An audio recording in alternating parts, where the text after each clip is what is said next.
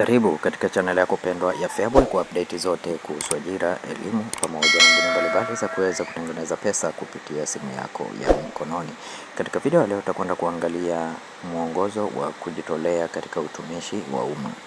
Mwongozo wa kujitolea katika utumishi wa umma. Jamhuri ya Muungano wa Tanzania.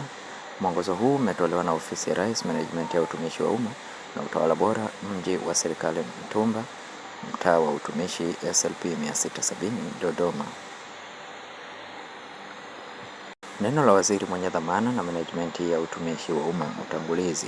Mwongozo wa kujitolea katika utumishi wa umma ni nyenzo muhimu inayoweka utaratibu wa kuzingatiwa kwa taasisi za umma na vijana wanaomaliza vyuo na kuomba nafasi za kujitolea ili kujipatia ujuzi na uzoefu wa shughuli mbalimbali zinazofanywa na serikali wakati wanasubiri kuajiriwa. Kwa kipindi chote kumekuwepo na utaratibu usio rasmi wa namna ya kuwapata na kuwasimamia vijana wanaoomba nafasi za kujitolea katika utumishi wa umma. Suala hili limesababisha taasisi za umma kuwa na utaratibu wa namna tofauti na kushughulikia masuala yanayohusu vijana wanaojitolea, hivyo kusababisha malalamiko miongoni mwao. Ofisi ya Rais, Management ya Utumishi wa Umma na Utawala Bora ina dhamana ya kutunga na kusimamia sera na miongozo mbalimbali inayohusu utawala na usimamizi wa rasilimali watu katika utumishi wa umma. Kutokana na dhamana hii na kwa mujibu wa kifungu namba 35A cha Sheria ya Utumishi wa Umma sura 298, ofisi hii imeshirikiana na wadau mbalimbali kuandaa mwongozo wa kujitolea katika utumishi wa umma ambao unatoa dira, mwelekeo, utaratibu na mambo ya kuzingatia katika kuwapata na kuwasimamia vijana wa kujitolea kwenye utumishi wa umma. Mwongozo wa kujitolea katika utumishi wa umma unabainisha namna taasisi za umma zitakavyowapata na kuwasimamia vijana wa kujitolea, ikizingatiwa kuwa vijana hawa si waajiriwa katika utumishi wa umma. Ieleweke kuwa kujitolea kwao si kigezo cha kuajiriwa katika utumishi wa umma, bali ni kuwajengea uzoefu na ujuzi kupitia fani mbalimbali walizosomea ili kuwawezesha kushindana kwenye soko la ajira la ndani na nje ya nchi na hatimaye kuajiriwa. Ni matarajio ya serikali kuwa mwongozo huu utaweka utaratibu unaofanana kisera na kiutendaji katika kushughulikia masuala ya kujitolea kwenye taasisi za umma. Aidha, utaondoa malalamiko na dhana ya upendeleo iliyopo miongoni mwa wadau na vijana wanaojitolea kwenye utumishi wa umma katika fani mbalimbali. Kwa lengo la kuimarisha usimamizi na utawala bora, zinazoelekeza wizara, idara zinazojitegemea, wakala wa serikali, taasisi za umma, mashirika ya umma, sekretari za mikoa na mamlaka ya serikali za mtaa kuzingatia na kuutumia mwongozo huu ili kufikia azma ya serikali ya kuwa na utaratibu maalum. George Boniface Simba Chawene, Waziri wa Nchi, Ofisi ya Rais, Management ya Utumishi wa Umma na Utawala Bora.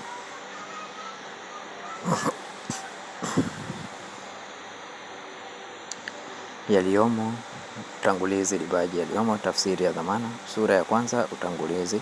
Usuli, malengo ya mwongozo. Sura ya pili. Hali ilivyo sasa, masuala yaliyobainika katika eneo la kujitolea, upatikanaji wa vijana wa kujitolea, maslahi, muda wa kujitolea, haki na wajibu wa vijana wa kujitolea, usimamizi wa utendaji kazi na nidhamu, uhitimishaji wa kujitolea, ufuatiliaji, tathmini na utoaji wa taarifa, utekelezaji wa masuala ya kujitolea. Sura ya tatu. Masuala ya kuzingatia kwa wahitimu na taasisi za umma, sifa za kijana wa kujitolea, utaratibu wa kuwapata vijana wa kujitolea. Kwa hiyo PDF hii ni ndefu sana, sitaweza kuisoma yote, lakini hakikisha unaipata PDF hii na kuweza kuisoma ili uweze kuelewa.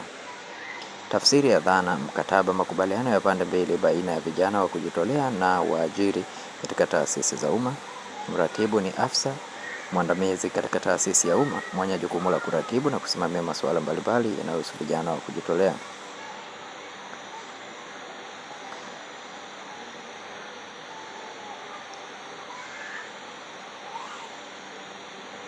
Tutakwenda kuangalia baadhi ya sura muhimu.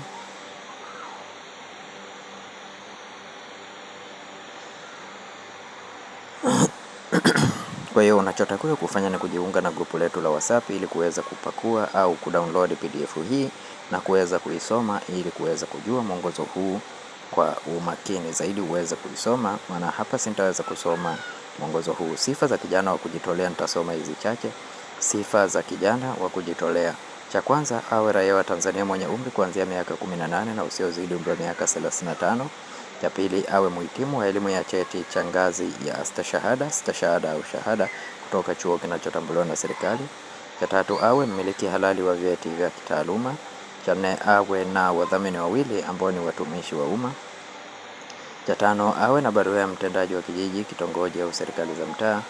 Cha sita, awe na utayari wa kujitolea katika eneo husika.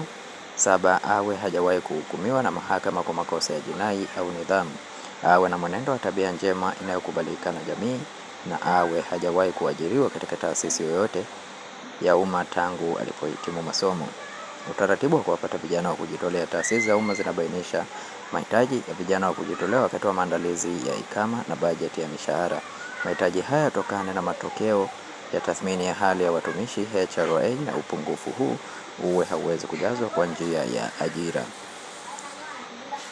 Kwa hiyo hakikisha unajiunga na grupu ili uweze kupata PDF, ili uweze kusoma, na kama ni mara yako ya kwanza hakikisha una subscribe, una like channel hii na una share video hii kwa wengine wengi zaidi ili waweze kupata taarifa hizi.